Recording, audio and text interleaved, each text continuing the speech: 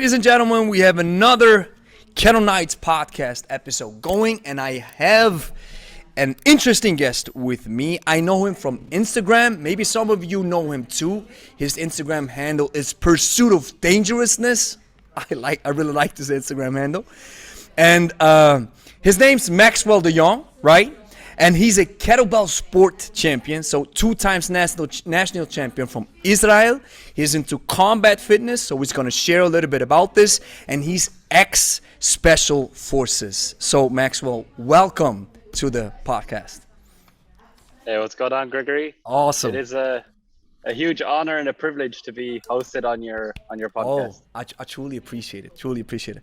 Maxwell, I believe there's a lot of stuff that we can learn from your special situation because you are into Special Forces and you use kettlebells. And the people who maybe don't know you from Instagram, the way that I can share it is you use the kettlebell in some kind of a hybrid manner, how I use it as well. You use kettlebell sport techniques, but you also use the heavy grind, some heavy deadlifts, some power snatches, some just regular grinding exercises that normal kettlebell sport athletes don't use. So before we get started with everything, please give us your backstory. How did you get started?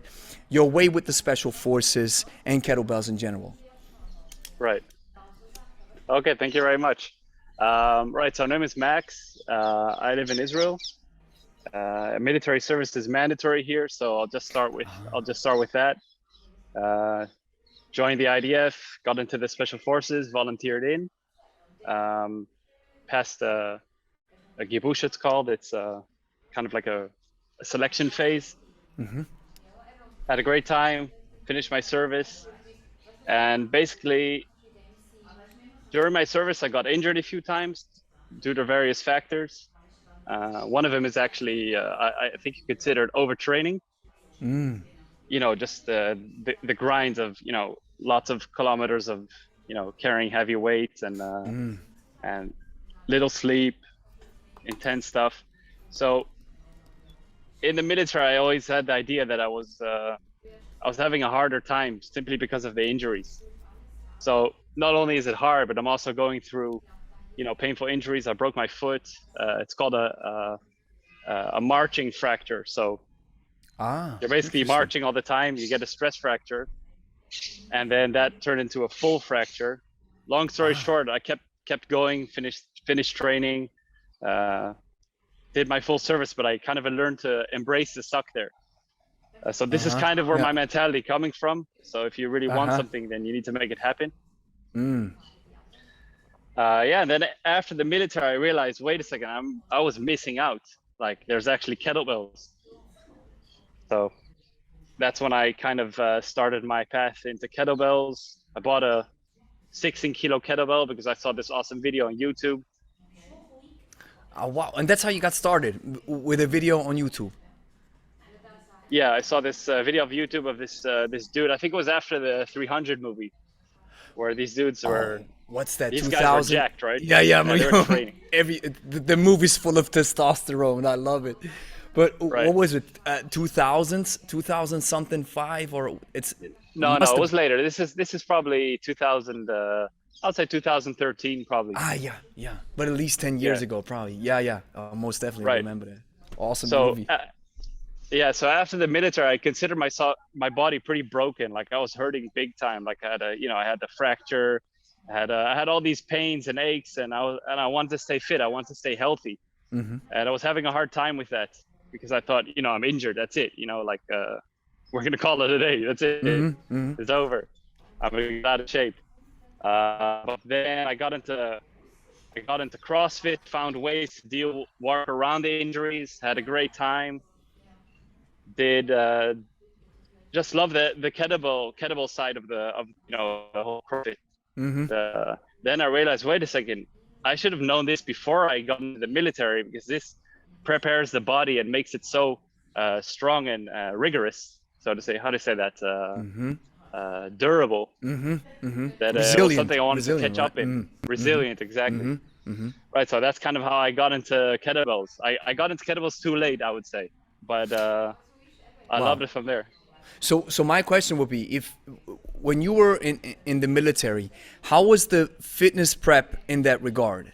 Was there even a fitness prep, or was it just like, listen, you got to do what you got to do, and how you do it, we don't care. You just got to walk the miles and be ready or whatever. Yeah, so there's fitness qualifications. During my time, it was heavily emphasized on running. You need to be a beast in running. You do a lot of running. You need to be fast in sprints. You need to be a great endurance runner. And then we had all the calisthenics. So pull-ups, dips, push-ups, sit-ups, all day. So that kind of established the fundamentals of my fitness. Basically doing calisthenics and running. That was it. And would you still, if you was in charge of that system, of a fitness system for folks in the military, would you still say, listen, calisthenics and running, because I think it's a great combo, or would you say we have to maybe start incorporating something just like the kettlebell? Because you mentioned before, after the military, you was like, wow, I was actually missing out when I discovered the kettlebell. That would have been a great option in the military. So what would be your take on working with people in the military when it comes to kettlebells? Right. So first of all, a lot changed up until now. Like a lot changed. Thankfully now, similar to different various armies in the world, including the American Army military, I would say. We did start introducing weights, kettlebells, barbells, sandbags, all that other stuff. Actually, sandbags were always a factor. Yeah, I forgot to mention that sandbags were always there. So it was definitely lifting, but sandbags basically. But now kettlebells are definitely being used. A lot of farmer carries. They're convenient to carry around in terms of logistics. So you can just bring them to the field and start working with them. But what I would definitely emphasize is, I think upper body pull-ups and dips and push-ups is going to always remain a staple, because it's considered part of the fitness test. So you have to do them. You have to be sport specific. If you want to be good in dips, you need to do dips, right? Yeah, most definitely. But then kettlebells can have a huge contribution for, back strength and the posterior chain, which is one of the most vulnerable parts, obviously, in the body. So that's definitely, I would definitely, if I could just throw in one thing, it would be running, dips, sit-ups, push-ups, pull-ups, and I would add in the kettlebell swing. Love it. Yeah. Just for the posterior chain to keep the back healthy. Most definitely. Wow. And I mean, the pull-ups and push-ups, these are just staple exercises that you can do anytime. Doesn't matter whether you train with kettlebells or not. I believe the push-ups and pull-ups are vital when it comes to training in general. And I love your take. It's like, hey, listen, still, and that was your experience as well. Still, even though you were prepping for that fitness test, and you were obviously very fit in the military, you still consider you had that problem with the back as well? No, I never. Thank God, I never had back problems because I did a ton of back raises. The body weight back raises. I didn't know about deadlifts and weights. I was scared of them. I was like, I'm not. It's for bodybuilders. I was uneducated on the weight game. So I was just doing a ton of back raises, a ton of sit-ups variations, Superman, stuff like that. And thankfully that kept my back strong, which just also shows that you don't need to go crazy on the weights to be strong. Like you have guys that are doing pull-ups, dips, and running, and they're machines. Like they're some of the strongest guys I've ever seen, because that's all they do. They created perfection in the basics. Oh, I love it. Yeah, the basics is where it's at. And I sometimes when I see you post on IG, I see that you have some minor variations, but you always stick to the basics, right? So what if we could just jump in there? What would be your top 5 basics when it comes to kettlebells, or just your top basics in general? Just forget the number. I think top 5. I think it would be the double snatch. I just think it's just a phenomenal exercise. High reps, low reps. If you can do the double snatch, it has so much carryover. It has carryover to many functional exercises. Let's say the clean and press. Just for shoulder development to shoulder health, because the clean gives a good balance. When when you do too much pressing, you don't do enough pulling, you're gonna get an imbalance in your shoulders, right? So the clean somehow magically kind of seems to balance that out, because it's somewhat of a pull, even, you know what I mean?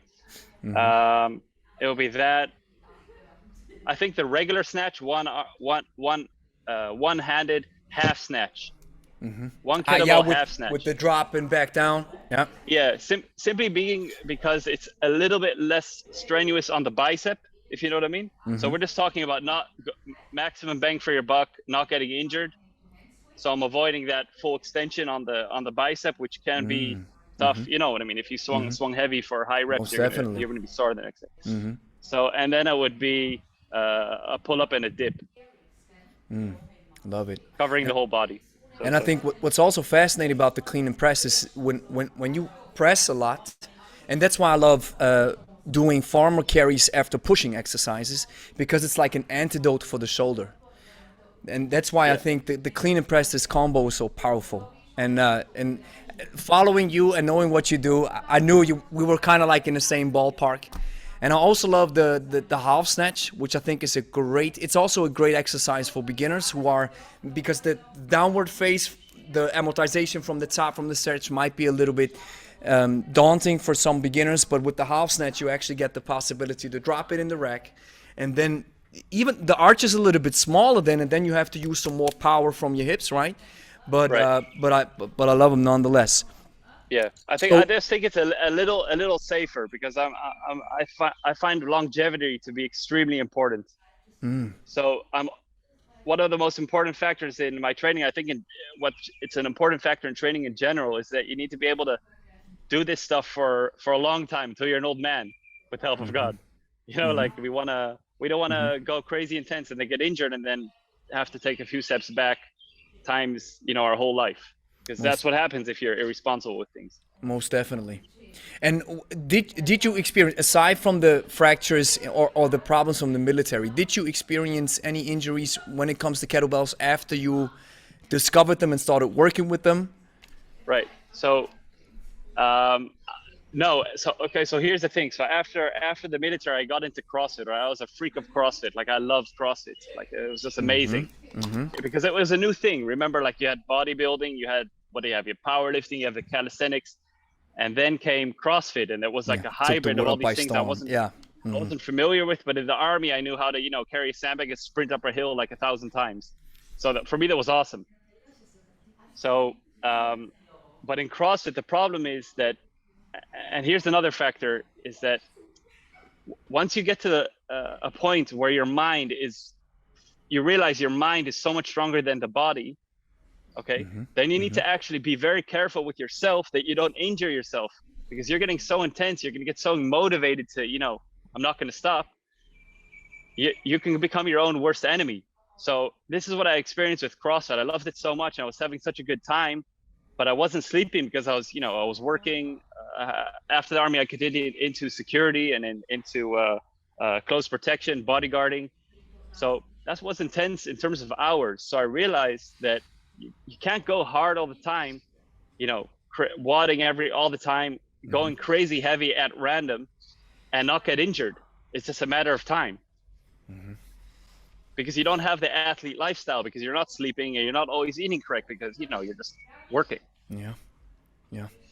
And athletes, I think, right? Athletes do not hit go do athletes do not red zone it all the time, right? They're building up volume, and they red zone it on competition day when they're Right. supposed to show up. But I think this is some of the problem with that mentality, right? That I agree with when it comes to CrossFit, is while red zoning may make sense if you have a certain goal in mind, or you want to achieve a certain level, or improve your fitness to a certain level, or build maximum hypertrophy, whatever. There are reasons where red zoning makes sense, but if we always go into the red zone, and I like what you say, it's just you maybe don't feel it right now, but it's just a matter of time until something snaps, and then you're like out of the game for 3 months, right? Yeah, exactly. Well, compared to an athlete following a program, with a coach, it's a completely different world, because obviously you're going to have a sit down with the coach before. You're going to tell them your lifestyle. You're going to tell them your limitations, your injuries, and the program's going to be built around that. But it's going to be built in phases or in blocks, and you're going to be tapering before the competition, and you're going to be taking appropriate rest so that you can, you know, what you're fully. I'm sure you're aware of. I think you mentioned in other podcasts. You just arrive peak ready. You peak at the competition. So it's not like you're just going 100% non-stop through the whole training cycle. It's a very well thought out plan. And with that in mind, what's your current perspective on CrossFit after you've experienced it, and now with the level of knowledge that you have? How do you consider CrossFit today? I think CrossFit is awesome because it got so many people moving again. It got so much people, you know, lifting weights. People that were into lifting weights but not into doing pull-ups were into pull-ups. It forced people that were into weights but didn't like the cardio aspect to run and stuff like that. But I think that you know, with power comes responsibility, right? So if you're lifting, if you're teaching your peers to lift heavy and, you know, go AMRAP, you know, go hard or go home, then you have a lot of responsibility. And if you don't have your programming in tune, or your you know, your daily WOD, you could actually wind up damaging people. And I think this is especially people that are new to CrossFit. They're definitely at risk. If you're going to have people do kipping pull-ups before they can do, you know, 10 strict pull-ups, they're going to have shoulder issues. Like, you know, it's going to happen sooner or later. And at the same time, if you're going to have advanced, super motivated guys, which are just following a linear progression or just doing CrossFit at random, for instance, you know, one day gymnastics and the next year you're pulling a one rep max deadlift. I mean, one rep max deadlift is dangerous. It's scary. Like if you're not, you know, if you didn't build up to that, you're risking. Yeah, you have to build up. Yeah, it's intense. Yeah, you know. Yeah. So for on the long run, I don't think CrossFit as it used to be is sustainable. But on the other hand, CrossFit has advanced a lot, and you know, there's always a huge difference between you know, people that just want to follow the fun WOD of the day. They want, you know, they want the coach to determine, okay, this is what everyone's going to be doing. And then you have the athletes, the pros, which are actually following a serious program where they're doing, you know, before they even start their conditioning, they're doing a powerlifting specialty, or they're doing a 5x5, or they're following a gymnastics program in addition to, you know, training multiple times a day in different in different aspects, mixing powerlifting, weightlifting, gymnastics day. So this is not CrossFit anymore as we thought as it started out with. This is an advanced CrossFit sport way of training. It's different. It's for people who just know CrossFit from the outset, as I do. Yeah. Something a little bit novel, because I still have in my mind that it's this balls to the walls mentality, and we don't care what happens. It's just rhabdo. Everybody wants to get and everybody wants to kill themselves. And I recently saw an Instagram from somebody who's in CrossFit, and then he had a major injury, I think an ACL tear or whatever, and he wore it like a badge of honor, right? And everybody was like, yeah, man, I've been through this as well, and you got it, my friend, don't give up. And I was like, that should be a sign that you went a little bit, right? You red zoned it too hard. And following a specialized system is one thing, where the athlete is completely, you know, everything's outlined. So this is what you're going to do this. Then you have a deload week. Then we're going to go into powerlifting. But if we just take it for the sense of, hey, if I get injured, I have achieved something, then I think this is some of the outset that I have when I consider CrossFit. But it really changed in that regard, really. Yeah, definitely. So I also have a torn ACL, by the way. I ruptured my ACL in the military, and I never had the operation. I was like, but because of that, I was destroying myself in CrossFit. I loved it, right? So, but I was like, I can deal with the ACL, but I was just, it wasn't really working for me. But aside from that additional injury, I have respect for people that can do CrossFit for more than 10 years straight, or, or for a lifetime for that matter. For me, that means you're doing something right, and you're training hard, like I really respect that. I really respect the CrossFit athletes that are, they're training such high level for so long, like that never ends. I have a huge respect for that. But in general, I think as long as there's not some kind of a smart programming or injury prevention system built in, it's not sustainable in a lifetime, which is something I pursue or try That's to. what. That's why. Yeah, that's why we have to understand maybe deloading, or we have to understand rest. We have to understand breaks. And I also like to go hard, but I kind of pivoted back a little bit from always red zoning. But now I'm kind of like I'm somewhere in between.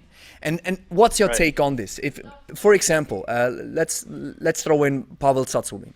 So Pavel Tsatsouline says we shouldn't red zone on a general note, and contextualized, like I mentioned, if you are into hypertrophy, you have to red zone it if you want to elicit maximum hypertrophy on some occasions. If you want to build maximum endurance, you have to red zone it on certain occasions. So what's your take? Coming from that background where red zoning was, part of it was in the military, part of it was in CrossFit, then you got injured, maybe you changed your mind a little bit, but you still like training hard is good. So what's your take on this idea of red zoning? Right. First of all, I'm a huge fan of Pavel. I think he probably one of that first introduction to kettlebells was obviously through Pavel, like so many others. Huge respect for the guy and also the discipline.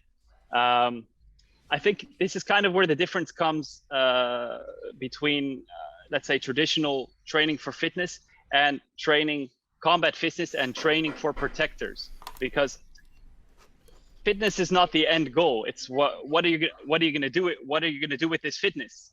Like it continues. So I need to be in the red zone because this is part of my work. Like the aspect of being comfortable, being uncomfortable is a huge skill. I need to be very comfortable with. I need to be good at it. Being able to function when the heart rate is going over the top, being able to function when you're actually under stress and you feel terrible. That's actually something that I pursue, not always, but often, to kind of stay in the game there. And I know, it won't get me through a powerlifting meet, and it won't get me through maybe even a kettlebell competition. But this is what I mean. Combat fitness is you need to stay combat ready. You need to stay dangerous, right? Yeah. So you need to be. Yeah. You need to be ready to get it. I call it the zone. So let's just expand a little bit on this. I don't want to cut you off, but I was just thinking about, because we talked about it before, combat fitness. If we could pivot a little bit into that regard, what is combat fitness, and what do you mean by? Because I like the thought, but I like to get your clear explanation on it. Being ready under stress. And in that uncomfortable zone, comfortable zone, how does that pertain to your job, and how does that pertain to combat fitness, what you are specializing in? Okay, so just to give an example, living in Israel, obviously the military is compulsory, right? Like pretty much everyone needs to draft into the military. So I need to be war ready, so to say, until at least the age of 42, but I hope I'll be able to serve until I'm 120 years old. But that's another story.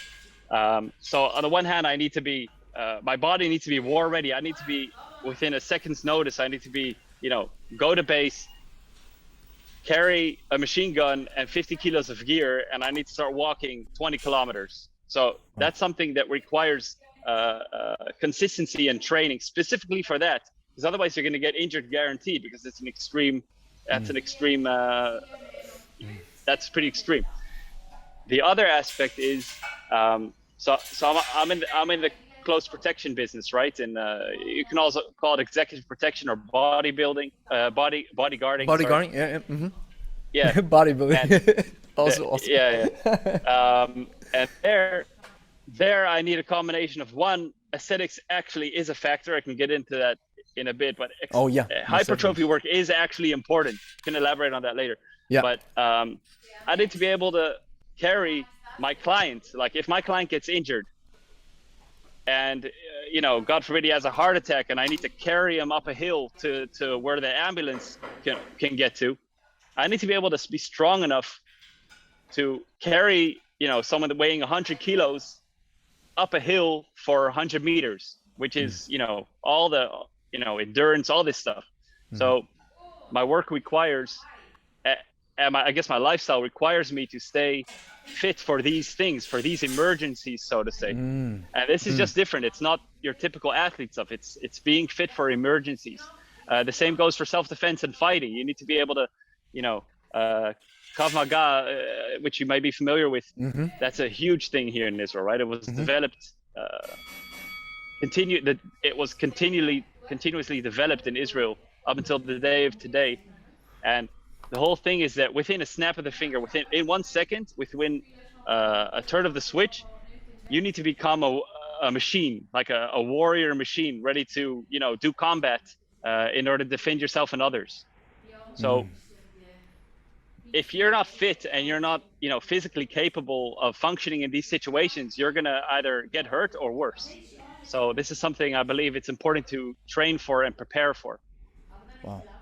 If that makes sense. Most definitely. And you mentioned the hypertrophy aspect, which I'm really interested in. So, first of all, how does that pertain again to the combat situation and body? Because what I imagine is, you have to look a certain part, to maybe create this impression that the bodyguard is, I don't walk up to somebody who's like built like this. I do get it, maybe then from that perspective. And another perspective is, how are you actually training for hypertrophy with kettlebells or whatever have you?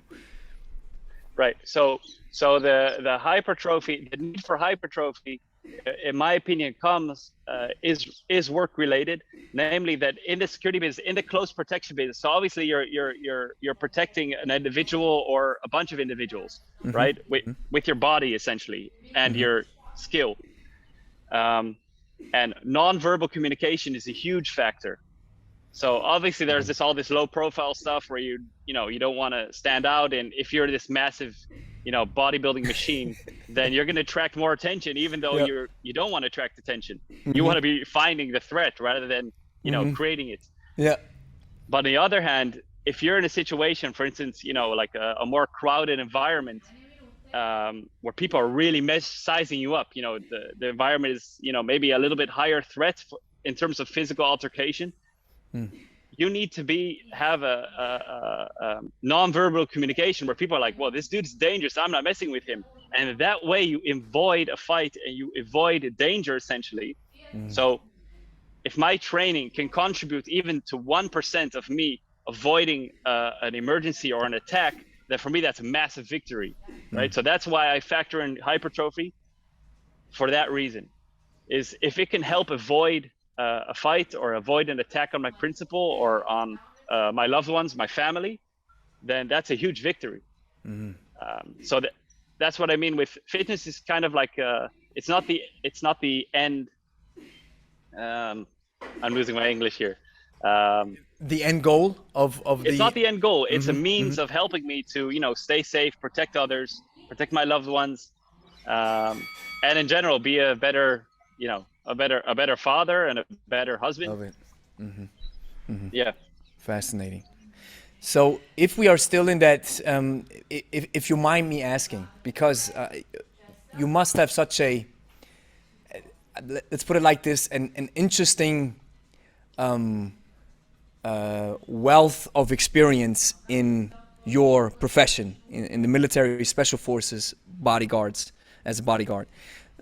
Can you maybe give us one situation that was really crazy, or that was close, or that was something that's really like, whoa, I can't believe I survived this, or wow, I was actually grateful that I did all this training and it helped me in that kind of situation? Just a real life example.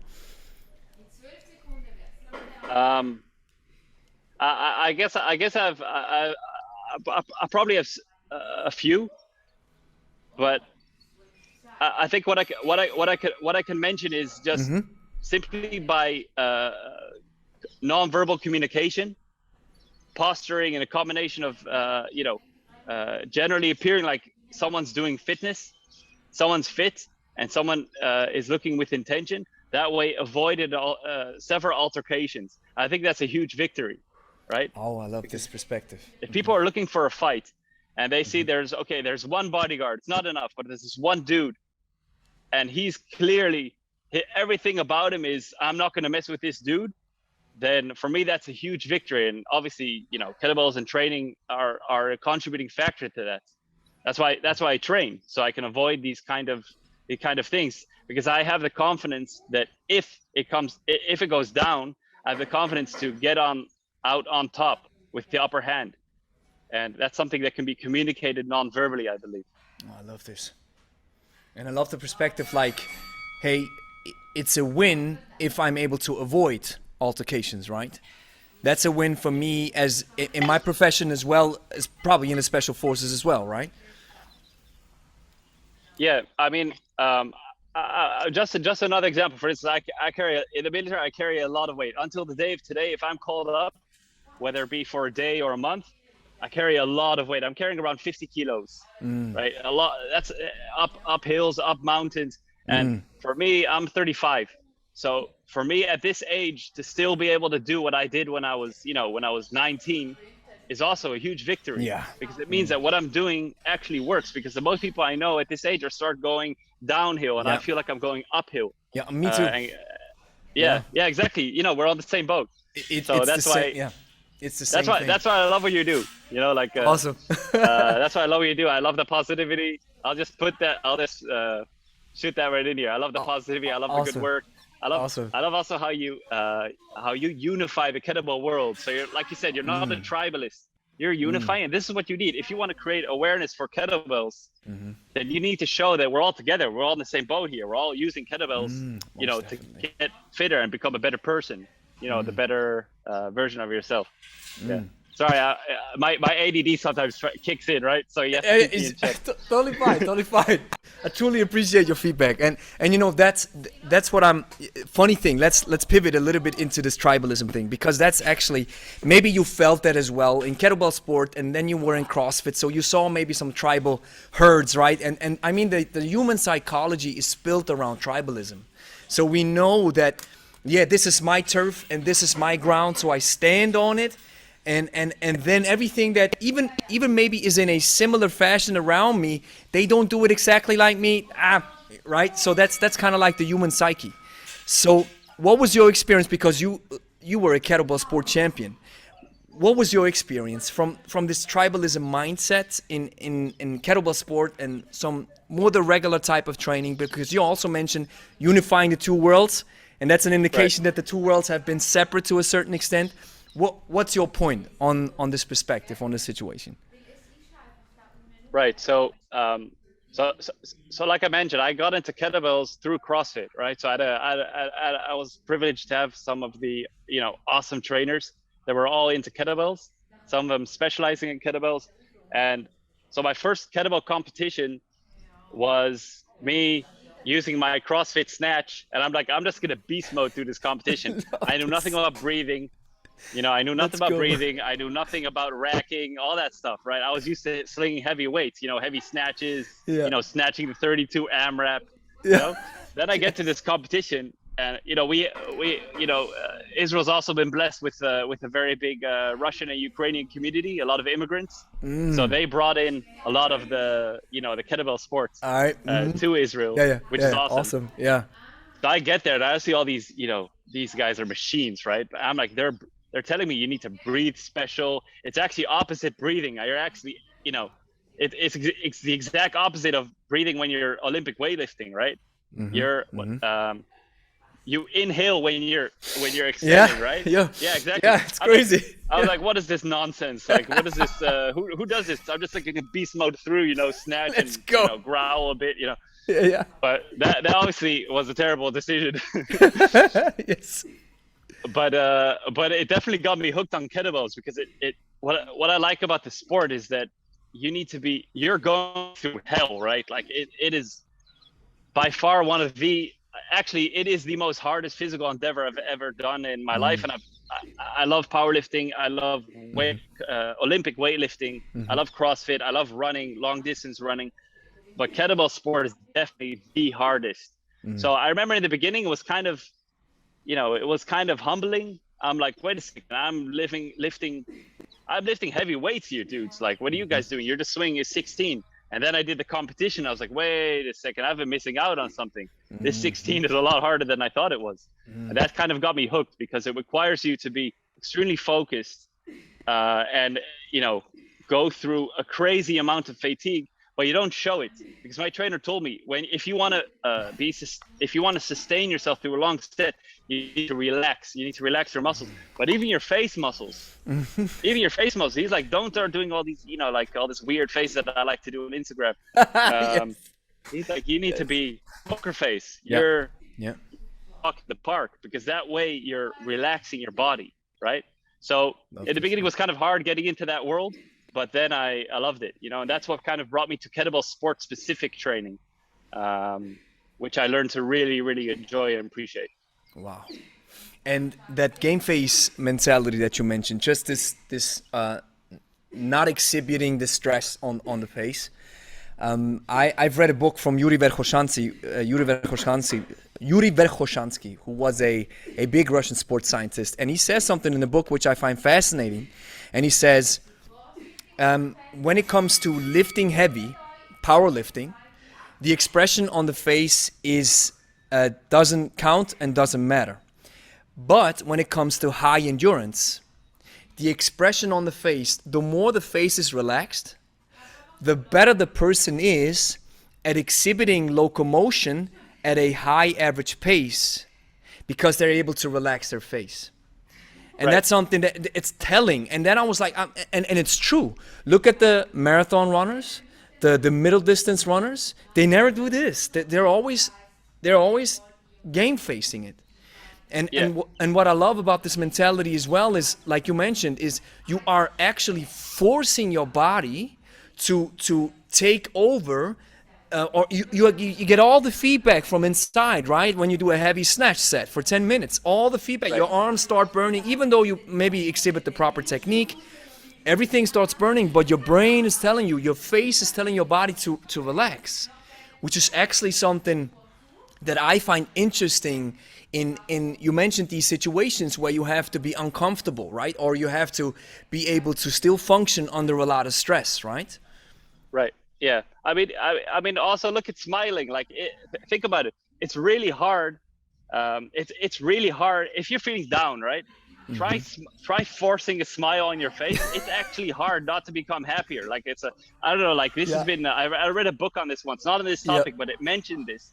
Like, if you want to become happy, put a smile on your face and start dancing. You're actually telling your body, dude, wake up. Yeah.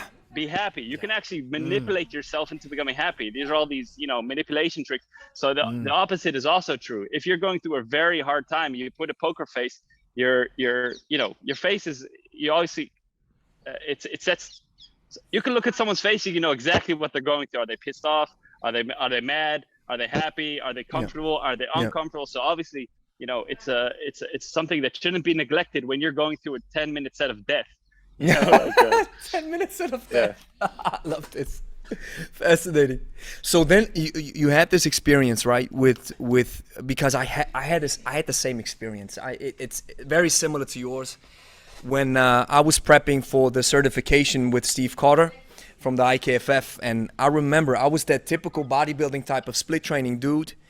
And come to find out, I pick up the 20 kg, and I was supposed to do 100 swings, 60 snatches with one arm switch, 32 clean and jerks with one arm switch, 30 squats, never letting the kettlebell touch the ground. I remember picking up the 20, and I was it's so deceivably intense. You're like, come on, 20 kg, come on, I'm bench pressing 100. What's the problem? Right. Yeah. What's up? Yeah, but this experience was, you mentioned it, humbling. It was like, wow. I remember I was texting Steve. I was like, Steve, this is impossible. And he texted me back. He was like, just work on it. It requires some technique. And that's what I love about the sport, the kettlebell sport, in particular, long cycle jerk and snatch. It's such different pieces of the puzzle of technique that if you don't know them, it's impossible to work, right? Right. but it's also character building. Like this is an aspect that is, neglected probably by the majority of the fitness community. Character building, like there's a different, like you can see in the gym, you can have people going through pretty tough sets in the gym. They're benching, they're doing some pull-ups, they're doing some machine rows, but they're on their phones, they're not engaged whatsoever. Like maybe they're listening to a cool sound, but it seems like they're dependent on their sound. If you're going through a 10-minute set, or a long snatch set or a clean and jerk set, like you're in a completely different zone, right? And that builds character. And this is something that I learned in the kettlebell sport. And I was like, wait a second, the battle that you're going through, you're fighting yourself, right? Your hands hurt, all your muscles hurt. I didn't know I had like muscles in my hand that can like hurt like crazy. I was like, I thought it was biceps, And the feet, What is this sorcery? Sorcery, did you get cramps in the feet? I sometimes got cramps in my feet. I was like, what is this? Yeah, exactly. So exactly. From the jerks. The jerk. What is this? You gotta lift your legs because they start burning. Feet start burning. Yeah, but go ahead. Yeah, but this builds character because you're going through literally minutes. Like a minute in kettlebell sports or in a long snatch set. It feels like ages. Yeah. Right? You're just looking at the clock. It's taking a minute takes an hour, right? Yeah, most definitely. But that builds character. It builds your mental resiliency, your endurance to how do you say that? Charge yourself through a very hard situation, and this has a direct influence on life. Like, think about it. If you regularly, a few times a week, go through a really hard snatch, and you're thinking of a lot of things, right? It's hard to sometimes focus. What are you thinking about when you're doing a long snatch set, right? How many times can you just look at the clock? Your mind is running. Your mind's starting finding excuses. Okay, maybe I'm gonna stop early. I'm gonna quit the set early. They come to them. They start pacing to the mind. Yep. Exactly. It's mind games. Yeah. So this is what I tried to communicate in the beginning, is that it has a direct carryover into life. You're going through a hard situation, emergency, or even an exam for school, or something tough at work that is a very special situation. I always like to say, a friend told me this: Max, when you're going through a hard time, you're at home. This is home. This is what I call home. So essentially, training with kettlebells, these long, painful sets, you're becoming comfortable being super uncomfortable. And that's just priceless in life. Like how many times are we not in that situation in life? It's huge. That's what I'm saying. Fitness is just a means to become a better person, live a better life. You're becoming more resilient. You can deal with stress better. You're a better husband. You're a better worker. You can save more lives. If you can carry someone for longer, you can save more lives. A huge blessing. So, what now really shut through my mind was, you mentioned that this is what's happening if you really engage for a longer set of time. And I think that's the benefit of working for time, and especially longer sets of time, because you get to have these conversations with yourself, right? You start talking back to yourself, and when in most situations, we are always surrounded by noise. We rarely. Somebody recently said, I love this. He said, an addiction is everything that keeps you away from communicating with yourself alone. Right. Or an addiction is everything that keeps you away from being with yourself. And I was like, wow, I love this. And that's what actually happens in a set, right? Or in a snatch set or jerk or long cycle or whatever have you. It's, of course, you think about, okay, how can I rack it? And how can maybe I got to rest 2 more breaths, 2 more exhales. Maybe I got to go a little bit slower. But these conversations that happen, I think, it's character building. Yeah. I've also felt it in the pandemic, because when my business was forced to be shut down, I didn't go into panic mode, but I was like, okay, let's find a solution and let's stay calm, right? Yeah, that's a huge victory, by the way, that you managed to say that you managed to get through the pandemic. Yeah. Doing so well. Like you got out of the pandemic and you actually became stronger than you probably were before, right? Most definitely. So that's also something that I very much admire. Any business or any person for that matter that can come out of the pandemic stronger is a huge victory. And people who didn't complain that regard. It's what you see. And I think that's something that you see in your profession as well. When emergencies happen, then you can make a clear cut between people who are still who everybody's maybe scared, but some people react completely in emergency mode. It's like they go nuts, they go Right. crazy, they shift responsibility, they think somebody has to come and save me. And then you have other people be like, listen, I'm gonna die on this hill or I'm gonna push through it. I have two options. Yeah. Right. Yeah. But essentially, when doing so, when training the way we do, like in strength endurance, a lot of embracing the suck, like long, difficult sets. This conditions you. This naturally conditions you to be ready for these kind of situations, because you're used to being so uncomfortable that you actually become scared. I don't know, you reach that point where you're like, wait a second, I feel like I'm dying. Like it's so painful. You think you're gonna pass And you're out. still going, yeah. Something's wrong, right? But it's just it's called discomfort. That's why that's why it's not for everyone. But if you do this consistently and in a safe way, I guess, then you are prepared for these extreme situations in life. And I think kettlebell sport and kettlebells in general are uniquely built for this purpose. You can do these resilience trainings.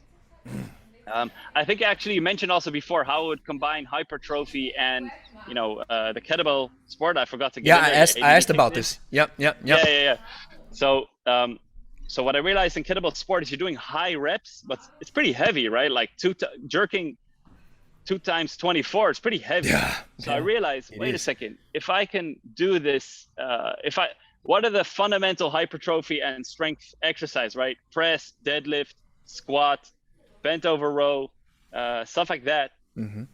If I can do that and kind of like merge that with kettlebell sport mentality, endurance, what's going to happen? So I started doing that, and then I found the answer between training to keep my mind ready, right? Staying battle ready, so to say, because you're going through those hard, challenging, rigorous sets. At the same time, you're doing 100 presses with 2 times 16s. What do you think that's going to do? That's going to build a pair of solid shoulders. You're not pressing crazy heavy, but if you press light to medium weights for a lot of reps, you're gonna build muscle. And at the same time, you're building endurance. So I found that if you apply the Giervoy, the kettlebell sport type of endurance sets to bodybuilding and strength exercises, like you said, the grinds. Yeah, the grinds. Yeah. You can create a very unique hybrid of where you're reaping the gains of all worlds. Of course, you're not going to become a specialist in anything, but you're going to be pretty good in all of them. And that's what gives a lot of bang for the buck, right? You have the possibility to say, listen, we have everything all at once. Of course, I like what you say. You're not a specialist. You're not going to maximize hypertrophy, but there's definitely going to be a response from your muscle when it pertains to hypertrophy. But at the same time, you also get a response from your endurance side of things. You also get a response from your brain, right? From the neurological aspect, from this. Right.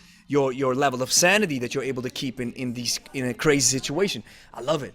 And that's why, and you said it by yourself, that's why I believe this hybrid idea where we are, you're not pressing heavy, but of course, do 40 jerks or do 20 minutes with breaks of pressing and jerking. This is going to build your shoulders. Most definitely.